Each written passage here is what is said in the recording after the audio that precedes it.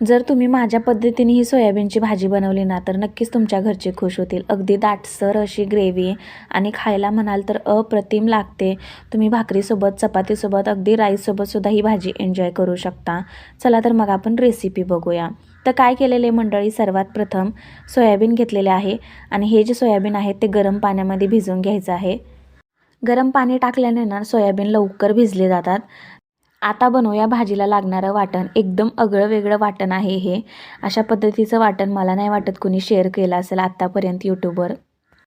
ह्या वाटणाने सोयाबीनची भाजी एकदम दाटसर होते आणि खायला जबरदस्त लागते. तर वाटणामध्ये बघा शिजवून घेतलेला टोमॅटो, कांदा, आलं, लसूण, कोथिंबीर आणि 2 ते 3 चमचे दही टाकलेलं आहे मंडळी. पण दही आहे ना ते बिलकुल आंबट नाही आहे. फोडणीमध्ये दही फुटू नये म्हणून मी इथे 1 चमचा बेसनसुद्धा वापरलेला आहे आणि मिक्सरला वाटून घेतलेला आहे. आणि तुम्ही बघू शकता हे जे वाटण आहे ते कशा पद्धतीचं झालेलं आहे. लगेचच गॅसवरती कढई ठेवलेली आहे आणि 2 चमचे तेल टाकलेलं आहे. तर तेलामध्ये हे वाटण टाकायचं आहे आणि हे जे वाटण आहे ते अगदी तेल सुटेपर्यंत आपल्याला परतून घ्यायचं आहे. तुम्हीसुद्धा माझ्या पद्धतीचं हे वाटण बनवा आणि सोयाबीनची भाजी बनवून पहा. तुम्हाला ही भाजी कशी वाटते मला नक्की कमेंट्स करून सांगा. कांदा शिजवून घेतल्यामुळे वाटणामध्ये कांद्याचा जो कच्चेपणाचा स्मेल आहे तो लवकर निघून जातो आणि ग्रेव्हीसुद्धा खूप छान बनते. तेल सुटेपर्यंत वाटण परतून झालेलं आहे. यानंतर आपण यामध्ये ॲड करूया बेसिक मसाले, जसे की हळद पावडर, जिरे पावडर, घरगुती लाल मसाला आणि लाल तिखट टाकलेलं आहे. तुमच्या आवडीनुसार तुम्ही यामध्ये मसाले ॲड करू शकता. मसाले एकजीव होण्यासाठी इथे मी मिक्स करून घेत आहे. अगदी 2 मिनिटभर आपण हे मसालेसुद्धा वाटणामध्ये परतून घेऊया आणि तुम्ही इथे बघू शकता व्हिडिओमध्ये मी अगदी तुम्हाला जवळून दाखवते.